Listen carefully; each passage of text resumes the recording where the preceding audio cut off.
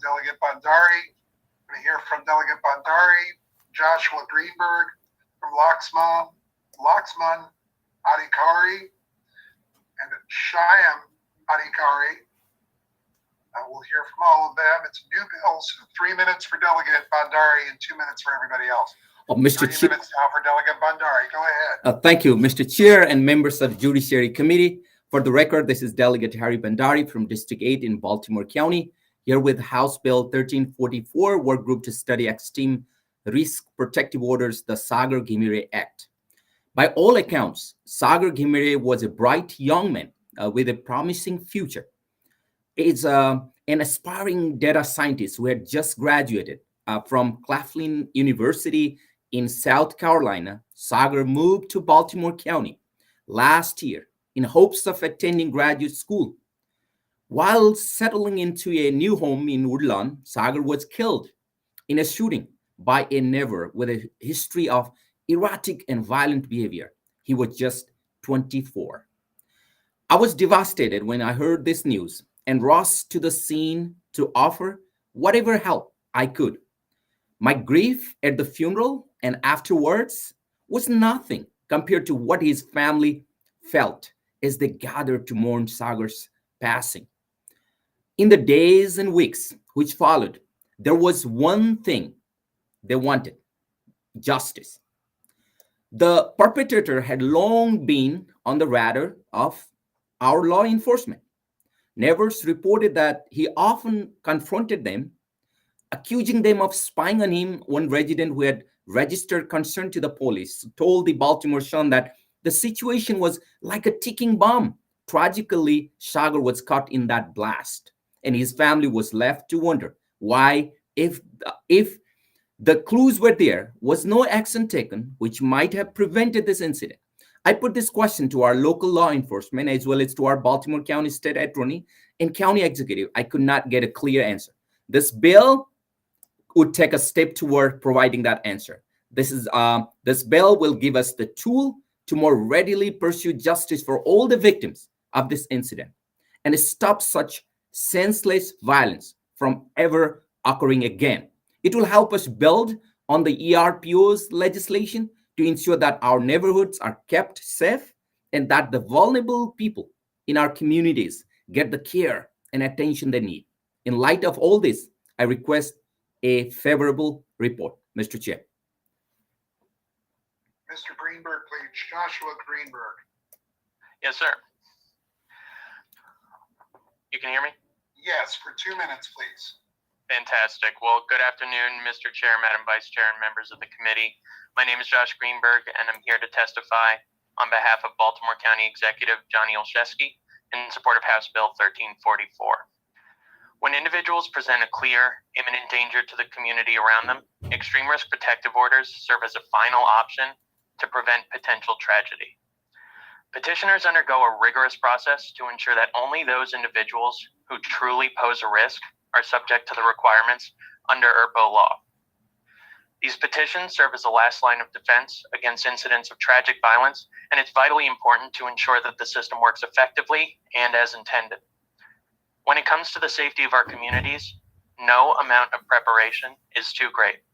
This legislation would establish the Workgroup to study extreme risk protective orders and would evaluate the effectiveness of ERPOs throughout the state and make recommendations for ways these initiatives can be improved. Thanks to the work done by the General Assembly and members of this committee, the state of Maryland has led the nation in finding innovative strategies to prevent mass tragedy from occurring. The county asks that we continue to find more ways to get our residents the help they need before it's too late. House Bill 1344 is named after Sagar Ghimire, a young student who was tragically murdered on May 8th, 2021, during a mass shooting in Woodlawn. Baltimore County grieves with Mr. Ghimire's family and families of all the victims.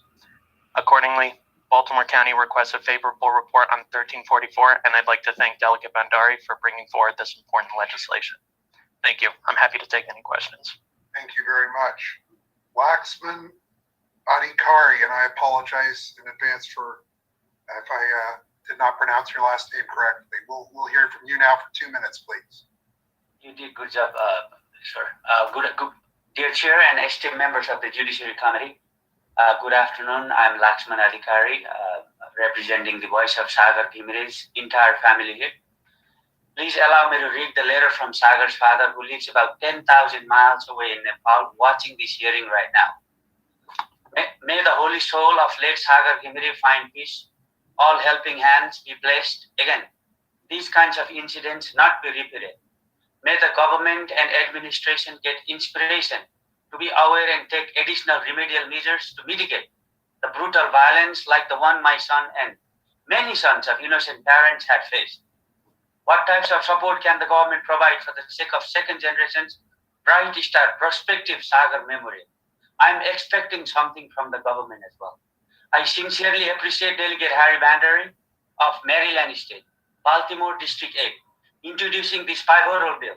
May all representatives and cooperative friends show support and harmony and have peace and blessing. The family also states that we as a family members are concerned why Sagar and many other victims are forced to embrace untimely death of or infliction of severe injuries for doing no wrong despite the existence of extreme risk protection orders and red flags laws in the state of Maryland. The families of those innocent victims are compelled to be grieved throughout their lives in the same way Sagar's family is going through today. The victims' families' pain, sorrows, tears, and griefs cannot be obliterated simply through regrets and ephemeral sympathies. The Sagar family request a favorable report on House Bill 1344 for policy, recommendations, and implementation to deter a future tragedy of this kind. May you all have a prosperous life. God bless America. Thank you very much. Would like to hear from Shyam Adhikari, please. For 2 minutes, sir. Yes, sir, I'm here. Dear Chair and Honorable Members of Judiciary Committee, I moved to that address like May 1, 2021 after a week on May 8 in the morning time. What happened is that we were sleeping over there, and at 7 p.m. I heard a big noise inside the house, and I was the first person who woke up at the time because I literally slept that night at around 4 p.m. because I had a few homeworks. I was a college student at the time, but right now I got graduated. And just sleeping my 3 hours, I woke up at the time. Like whenever I came outside of the house, there was no any sound. Like the earth was not shaking. There was no any earthquake. And when I went to watch the parking lot, I saw there a big fire was in our house. And I told all of the members just come out of the house and just be here, like tell them to be in a safe place. And there were 4 children over there. I carried them in my shoulders and took them in another house.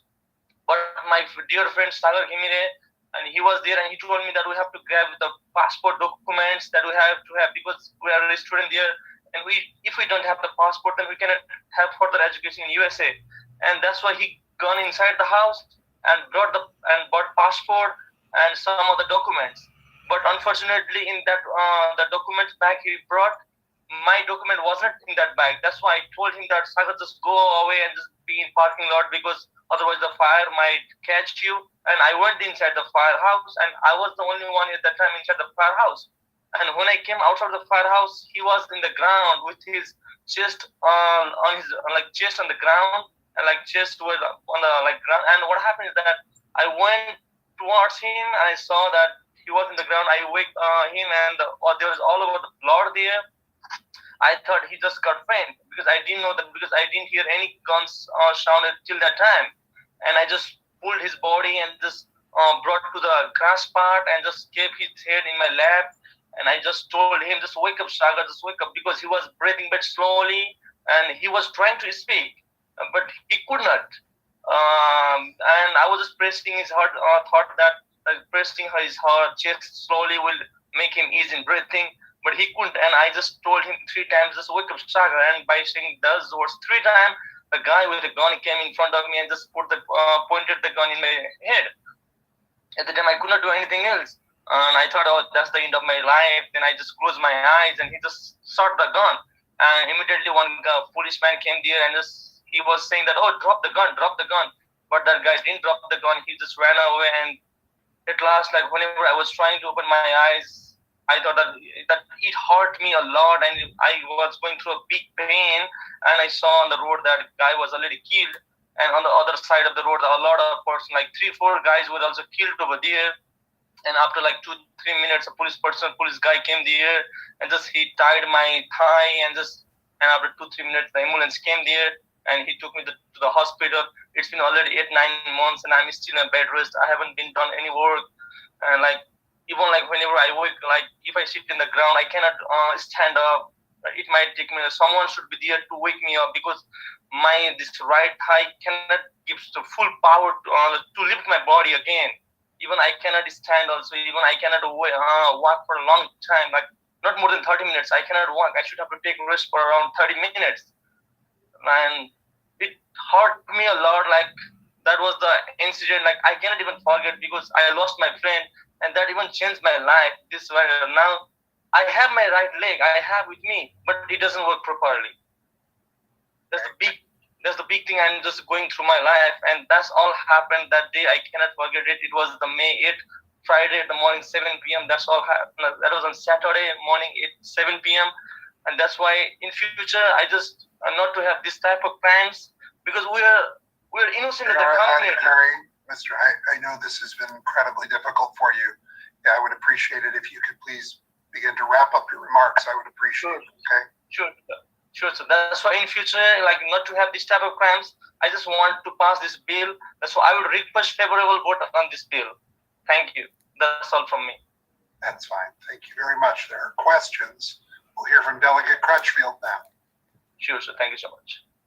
Thank you, Mr. Chair, and thank you to the panel for coming this afternoon and testifying, and especially the family being here. I know it's hard for you. Delegate Ben Hardy, I want to make sure that I understand what are the factors that are different in petitioning for a peace order versus an extreme risk protective order.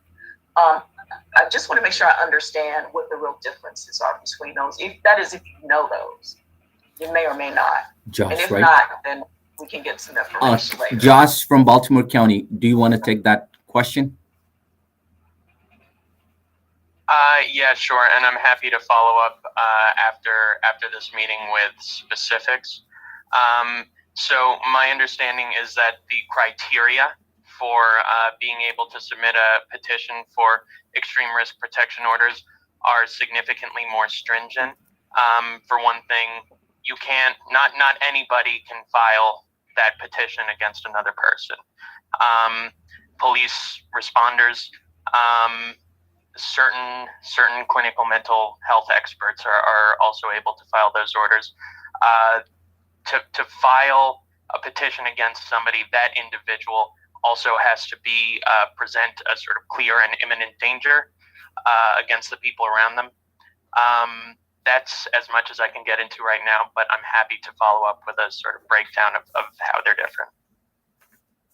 Thank you very much. Delegate Juanita Fisher. Sorry, thanks, Mr. Chair. Thank you, Delegate Bhandari, for bringing this legislation forward. I was going through your bill. Your bill is a work group to look at the extreme risk protective order, correct? Correct. Right. And I was just wondering, if the committee, when the committee is looking at the bill, if you would be open to different additions to the makeup. A lot of the people on the work group that are listed in the bill are sort of secretaries or like the directors. I think a local feel as well to the membership would be good. And I also wanted to point out to you, Delegate, that the time that you have for the report to be back is May 2023, I believe. And a lot of the appointments you have in the work group are by the governor, and we would probably have a different governor at that time. So would you be open to like a longer reporting time? Yeah, thank you, Delegate. And I would love to follow up to discuss in subcommittee. Absolutely. I'm open to any amendment to make sure that, this bill does Wonderful. what he is to do. Thank you so much. Further questions for the panel? All right, seeing none, we thank you very much, Delegate. We thank you very much to the Adhikaris for your testimony today. And that concludes the testimony on House Bill 1344. Thank you, We're Mr. going Chair. to hear now from Delegate